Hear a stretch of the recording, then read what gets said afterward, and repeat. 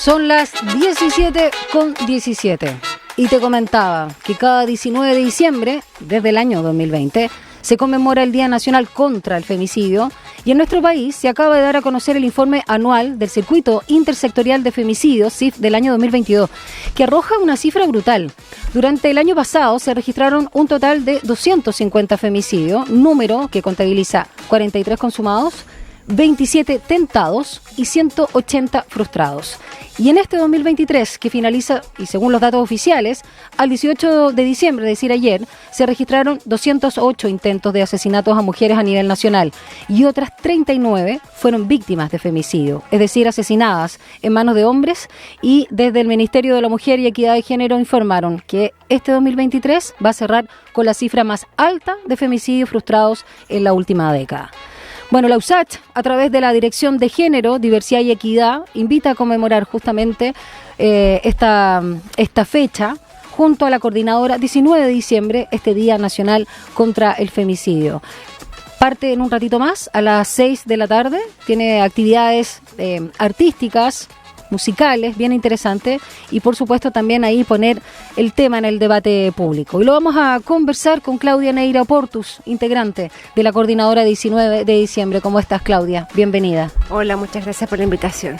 Gracias a ti por estar acá, un poquito antes de la actividad que se va a realizar, ya vamos a contar de qué se trata, pero quiero partir con esta cifra, ¿no? De esto que nos muestra el aumento de los femicidios frustrados durante los últimos años.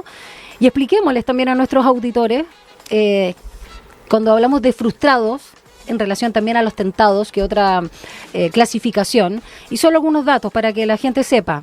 151 frustrados, ¿no?, en 2020, 163 en 2021, 180 en 2022. Y una tendencia que más o menos se está apareciendo y subiendo este año con 208, como señalábamos. Primero, junto con preocuparnos y literalmente alarmarnos a toda la sociedad, ¿qué te indican estas cifras? Y sobre todo pensando incluso en la cualidad de los frustrados. Bueno, felizmente están saliendo a la luz los femicidios frustrados, ¿sí? Porque la estadística que se manejaba siempre era solamente de los femicidios consumados. Sí. Y la verdad es que el femicidio frustrado tiene los mismos elementos del femicidio consumado, solo que algo pasó que la persona vivió, ¿no? Es la única diferencia. Puede ser que incluso esté en la clínica hospitalizada con riesgo vital, pero sobrevivió, solamente eso. Solo que sobrevivió. Claro, bueno, sí. Hay un espectro, pero puede llegar, la violencia el final es lo distinto, pero la violencia ejercida es la misma. Exactamente, sí. Entonces, la verdad es que es como, podríamos pensar que es como el mismo indicador. Si aumenta el femicidio frustrado, es también como si aumentara el femicidio consumado. ¿Y el tentado? El tentado ese está en el ámbito de la planificación aún. Ya. ¿Sí? No hay acciones todavía. No hay acciones todavía, no. ¿Qué está pasando, sobre todo en nuestra sociedad, cuando contamos con servicios, cuando contamos con un ministerio, con políticas públicas, con una ley integral que todavía se está, contra la violencia, que se está tramitando, pero donde las mujeres pareciéramos que tenemos un poco más de participación en el espacio público, con voces, con autoridades, con directrices, pero no cambia esta forma que es la más brutal de ejercer el patriarcado? Bueno, a veces cuando uno está muy pesimista, piensa que ese es el costo de salir a la vida, ¿no? El costo que las mujeres tengamos los lugares que ocupamos hoy día en la sociedad, que nos hayamos profesionalizado, que hayamos salido al trabajo, que tengamos vida, ¿no? que tengamos recreación, claro. Tiene un costo grande, ¿no? Que es la violencia, que en definitiva es como que nosotras avanzamos ganando espacios, pero avanzamos solas, ¿no? No avanzó la sociedad en conjunto con nosotras. Por lo tanto, esas prácticas no son castigadas todavía. Y no son castigadas con violencia y femicidio, pero también con otros elementos que son los que al día de llegan a femicidio, ¿no? Con el cuestionamiento constante, con el estigma, ¿no?, de la mujer que no se hace cargo de los niños, de las niñas. Es una cultura todavía machista, ¿no?, que todavía está ahí bien instalada, demasiado instalada. Claudia, la ministra de la Mujer y Equidad de Género, Antonia Orellana, firmó: nuestro gobierno está trabajando incansablemente para disminuir y erradicar todas las formas de violencia que afectan a las mujeres, para buscar las raíces de por qué ocurren, para repararla y para hacer justicia. ¿Cómo evalúas tú la política pública, la prevención que se ha hecho, la respuesta del Estado? Y luego nos adentramos de por qué se ha trancado tanto o ha estado ahí tanto tiempo, ¿no?, en discusión la ley integral contra la violencia hacia las mujeres. Mira, para mí es complejo referirme a ese tema. Yo soy de una organización social, sí, feminista, política, y lamentablemente no estoy de acuerdo con la afirmación que tú haces respecto a que la ministra Orellana haya hecho todo por parar la violencia. O sea, la afirmación no la hago yo, la afirmación la hace la ministra. La hace la ministra. Yo estaba citando lo que dijo la ministra. Perfecto. Sí. Yo no hago ninguna afirmación aquí, excepto mi opinión. Modifico entonces, sí. No, yo creo estaba citando a la ministra. Yo creo que la ministra y en general el Estado de Chile está muy en deuda con las mujeres. El Estado de Chile es muy bueno para firmar tratados internacionales, ¿no?, y adquirir un montón de compromisos y responsabilidades para con la vida de las mujeres, pero es muy incapaz de cumplirlas. Perdón, ¿gobierno en particular o el ministerio en general? No, el Estado de Chile. El Estado, ya, el perfecto. Estado de Chile, sí, esto no, esta es una cuestión que pasa. Que se arrastra mucho Exactamente, tiempo. Mira, recientemente salió un informe de la Contraloría que es feroz respecto de cómo el Estado ha operado en la violencia hacia las mujeres. Es un informe lapidario, donde la Contraloría dice: nada de lo que se ha hecho bien. Ni siquiera nada de lo que se ha hecho resulta, sino que nada de lo que se ha hecho bien. ¿Ya? O sea, hay falta de registro, hay falta de derivaciones, hay falta de todo, casi como que se pierden los papeles, ¿no? Ese nivel una pésima gestión. Exactamente, sí. Y es muy decidor una información que ellos recogen a varias instituciones, entre ellas a Carabineros de Chile, donde dicen: ¿por qué ustedes no hacen más rondas para resguardar el cumplimiento de las medidas cautelares? Entonces Carabineros responde: porque no contamos con los recursos, ¿sí? Entonces la Contraloría le dice: ¿y cuántos recursos necesitan ustedes? Y ellos responden: no sabemos. ¿Y por qué no saben? Porque nunca hemos hecho el cálculo.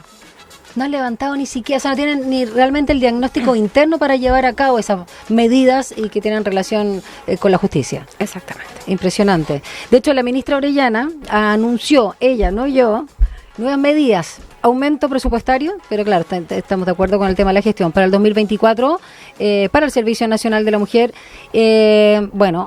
avanzar y sacar a la luz la ley integral contra la violencia hacia las mujeres, sobre todo para fortalecer, dijo, la persecución penal, mejorar los procesos judiciales y establecer una mayor vigilancia de las cautelares que tú mencionabas, y establecer deberes estrictos de prevención para todo el circuito del Estado.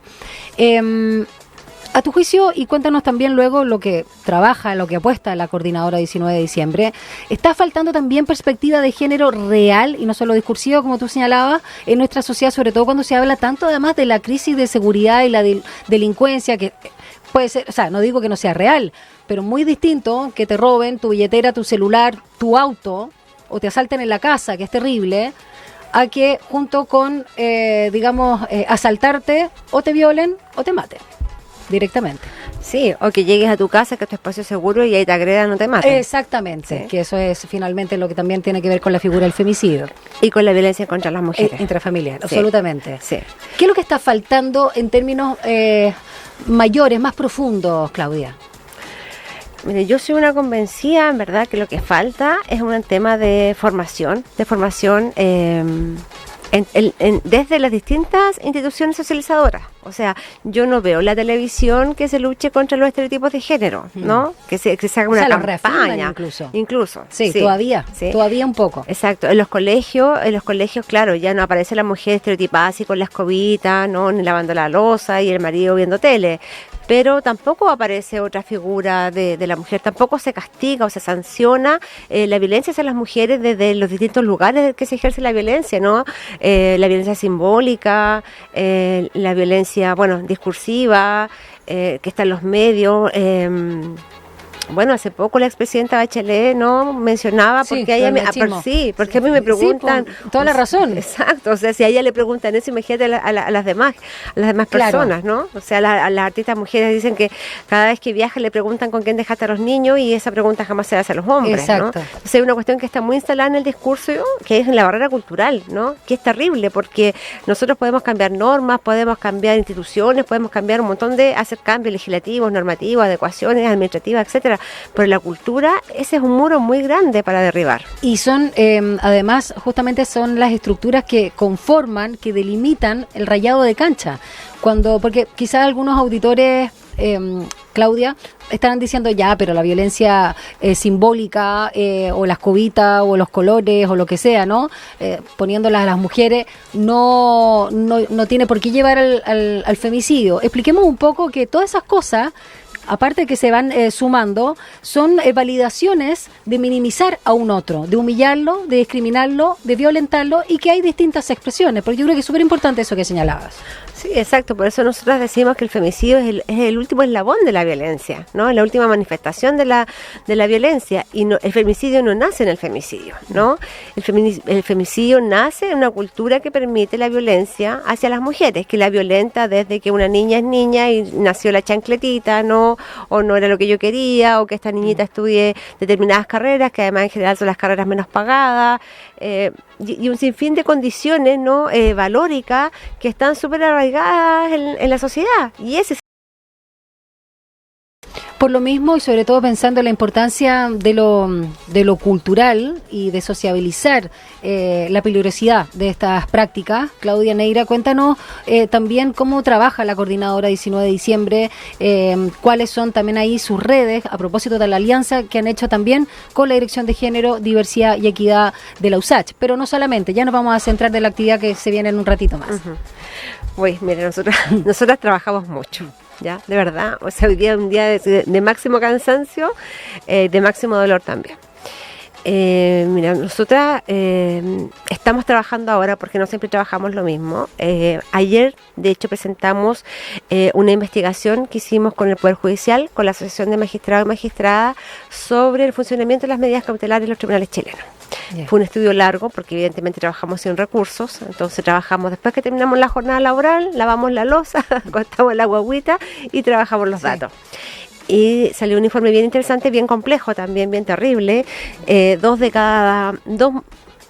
Dos mujeres de cada 10 que denuncian maltrato habitual tienen medidas cautelares, ¿no? Ese es como el gran dato que obtuvimos, y lo pudimos presentar el día de ayer porque nos interesa hacer un trabajo de incidencia también con el Poder Judicial, que literalmente tiene nuestras vidas en sus manos, ¿no? O sea, una medida cautelar puede salvar a una mujer, ¿sí? Ese trabajo lo hicimos, nos demoramos años haciendo ese trabajo, trabajamos más de casi 40.000 causas, fue un trabajo muy exhaustivo y que lo hicimos con la Asociación de Magistradas como contraparte para ir haciendo como revisiones. Trabajamos también libros, ahora estamos trabajando el tercer libro de la coordinadora, que es donde nosotras mostramos las historias de las mujeres asesinadas, ¿sí? Historias que terminan siempre en la crónica roja. ¿Sí? Nuestras historias no aparecen en el capítulo de derechos humanos, no aparecen en el cumplimiento de los estados, en que la cautelar no se dictó, se dictó. Nuestra historia aparece en la crónica roja, relatada de la peor forma, porque además nuestras muertes son de la peor forma, ¿sí? O sea, lamentablemente no hay femicidio en que se nos drogue para dormirnos y eliminarnos. Entonces aparece una noticia muy triste, muy terrible, y después desaparece. Sí. A veces aparece a propósito de algún proceso judicial o alguna cosa muy, muy pequeña y desaparecemos. Entonces nosotras, como de alguna manera recuperar la memoria y como también reparar un poco a estas familias que quedaron no tuvieron apoyo antes, no tuvieron apoyo después. Entonces intentamos escribir la historia de estas mujeres desde el femicidio, evidentemente, porque tenemos que denunciarlo, pero también aprovechamos de contar quiénes eran, sus vidas, sus proyectos, lo que dejaron de hacer, etcétera. Y el 19 de diciembre, que es nuestra campaña anual para que se instale el Día contra el Femicidio. Nuestro sueño ahí es que algún día no tengamos que ser nosotras las que dejamos nuestra vida para que esto se levante, porque es muy terrible, es muy complejo para las familias tener que estar levantando esto. Es como, este es mi día de duelo, ¿te fijas? Este es mi día de llorar en mi casa, comer chocolate, viendo nada. Y tengo que estar en estos espacios. Y los años pasan, uno se va cansando. Los movimientos sociales no siempre son afines a esto, ¿no? Nosotros hemos tenido, 19 tremendos, grandes, gigantes, con marcha de la calle, y otros 19 mucho más pequeños. Entonces, pero en definitiva siempre la constante somos las mamás, las amigas, las familias las que estamos levantando esto, y es muy pesado. Por lo tanto, avanzamos cada año esperando que sea el último año en que recae en nosotras la responsabilidad de levantar el Día contra el Femicidio. Claudia, y cuando te escucho también, claro, a propósito del duelo, de que te arrebaten a un ser querido y más encima con toda la violencia e impunidad que eso implica, no sé si siempre desde que están los servicios y el mismo ministerio se han hecho cargo de alguna manera, o un poco, aunque sea de las víctimas indirectas, y sobre todo de los niños y niñas que quedan, ¿no? Que son numerosas. Ahora se están hablando de 506 víctimas a propósito de este informe, y que son familiares o personas cercanas, personas que querían a la víctima, y también personas, hay que decirlo, cercanas al victimario o a ambos, porque a veces son parejas, ¿no? Entonces, mucho más complejo también el escenario. ¿Qué opinas yo sé que esto es un pelo de la cola, pero esta normativa sobre el pago de pensiones a hijos de víctimas de femicidio como acción mínima reparativa? ¿Te digo la verdad? Sí, por supuesto. Me da mucha pena, me da mucha pena. Creo que el gobierno fue muy mezquino, ¿verdad? Que el gobierno desconoció lo que de verdad significa un femicidio. ¿Ya? Un femicidio es como atravesar a una familia, atravesar vidas, partirlas en un antes y un después, especialmente creo yo para hijos, hijas y madres. Creo que no se hizo ningún esfuerzo. Yo le llamo una ley sin amor, ¿no? Una ley que no miró de qué se trataba, una ley que ni siquiera las pensiones alcanzan un monto de pensión mínima. De hecho, creo que no se alcanza a denominar pensión porque no alcanza hacerlo. Entiendo. Sí. También tampoco me gustó que hoy día se exhibieran esos niños y las niñas recibiendo esas pensiones producto del femicidio de sus madres. Uno esperaría que el día haga contra el femicidio se presenten las políticas, ¿no? A seguir para que esto no siga pasando, que no se expongan a los niños y a las niñas, y menos con esas pensiones tan simbólicas. Sí, ¿no? que son más, sí, exacto. Sí. Como para la foto, diríamos. Exacto, porque estamos hablando de niños y niñas que su vida se frustró, o sea, imagínate tu hija sin su mamá mañana, ¿sí? Y luego con 130.000 pesos para resolver su vida. De verdad yo creo que faltó amor a esa ley, y lo que yo estoy transmitiendo harto, que me tiene también con mucha frustración, es una norma que es el fuero laboral, que se inspiró esa norma en la historia de Ginny Sandoval, asesinada en Temuco junto a sus 3 hijos, y su madre fue despedida de su trabajo cuando fue el juicio de Ginny. Entonces, a fin de evitar esos despidos, se generó esta norma de fuero laboral. Pero como yo insisto que a esta ley le faltó tanto amor, este fuero laboral surge el día de la muerte de la mujer y termina un año después. No hay ningún juicio de femicidio en Chile que haya durado un año o menos de un año. Por lo tanto, esa norma es una norma muerta. No se va a aplicar nunca. Nunca, porque, o sea, y no solamente los juicios de femicidio, que ya son lentos, sino que en general la justicia penal es lenta. Sí. Entonces, yo digo, como cuando hicieron esa norma, no revisaron así como la misma Ginny, su juicio se demoró 3 o 4 años después de su muerte. Entonces, hacen una norma inspirada en esa historia, se la releva en esa condición y no se mira cuánto duró su juicio para hacer una norma. Entonces yo creo que de verdad en el femicidio hay mucha responsabilidad del Estado, mucha responsabilidad del Estado. Hay muchas mujeres que son asesinadas porque sus causas no fueron consideradas, porque no se decretaron las medidas cautelares, porque se decretaron las medidas cautelares y no se cumplieron. Entonces hay presencia del Estado acá, el Estado no hizo su trabajo, ¿sí? Entonces si se produce la muerte, a mí me parece que tienen que haber mínimos éticos con los que el Estado repara, ¿no?, este daño que ha causado. Claudia, yo sé que te tienes que ir porque está la actividad próxima a partir. Contémosle a nuestros auditores en qué va a consistir, no solo también las artistas, las músicas que van a estar presentes y este acto de memoria, ¿no? Justamente a partir de las 6 de la tarde, a propósito ahí la carpa también del sector JBH y que será conducido ahí por la feminista Vicky Quevedo. Ya no va a ser nuestra querida Vicky Quevedo porque se enfermó anoche. Pucha. Ya, no me avisaron. Sí, y es primera vez que se nos baja la Vicky Quevedo. Mira, la verdad sí, esta es como la parte con la que uno se levanta y se reafirma, dice ya vamos que seguimos, porque se inicia con 2 talleres preciosos, uno de bordado realizado por las compañeras de Memorarte. Ellas vienen con los materiales y todo dispuesto para que la gente se siente a aprender a bordar de acuerdo a las indicaciones que ellas van a ir dando y enseñanza. También están las compañías de serigráfica, donde se va a hacer un estampatón. También las chiquillas traen todos los materiales. Estampatón, sí.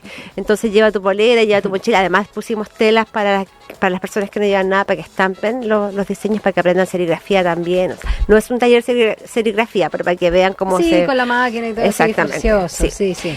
Y luego, bueno, nos acompaña Catártica, que es una joven melipillana que ha estado todos los 19 con nosotras. La Orquesta Mujeres de Chile, que son unas preciosas también, de una música docta hermosa. Y nos acompaña también Anita Tillú, que va a cerrar la actividad. Además de todas de muchas familias de mujeres víctimas de femicidio, de organizaciones amigas y hermanas con las que trabajamos a diario.